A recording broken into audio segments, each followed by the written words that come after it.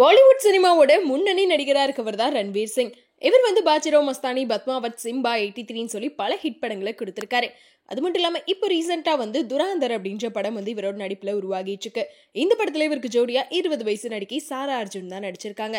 So நடிகை சாரா அர்ஜுன் அப்படின்னு சொன்னா நமக்கு ஃபர்ஸ்ட் ஞாபகம் வருது தெய்வ திருமகள், சைவம், பொன்னியின் செல்வன் தான் நினைக்கிறேன். ஏன்னா தெய்வ திருமகள் படத்துல விக்ரம்க்கு பொண்ணா ரொம்பவே குட்டியா கியூட்டா நடிச்சிருப்பாங்க.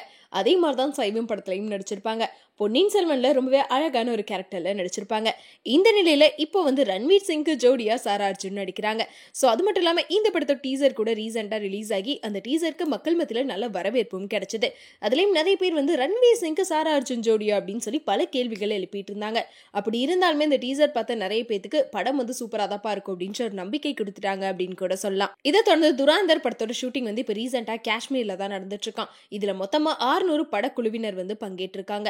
அது மட்டும் இல்லாம அந்த ஷூட்டிங் ஸ்பாட்ல கடந்த 17ஆம் தேதி ஆஃப்டர்நூன் லஞ்ச் சாப்பிட்ட 120 பேத்துக்கு வாந்தி, மயக்கம், வயிற்று வலியால பாதிக்கப்பட்டிருக்காங்க.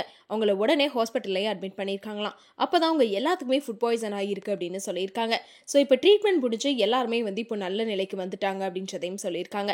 அப்படி இருந்தாலுமே அந்த ஃபுட்டோட சாம்பிள் இப்போ விசாரணைக்கு அனுப்பப்பட்டிருக்கான். ஸோ எதனால இவ்வளோ பேருக்கு ஃபுட் பாய்சன் ஆச்சு, அப்படி ஃபுட்ல என்ன கலந்துருந்தாங்க அப்படின்ற மாதிரி நிறைய விசாரணைகள் இப்போ போயிட்டு இருக்கு.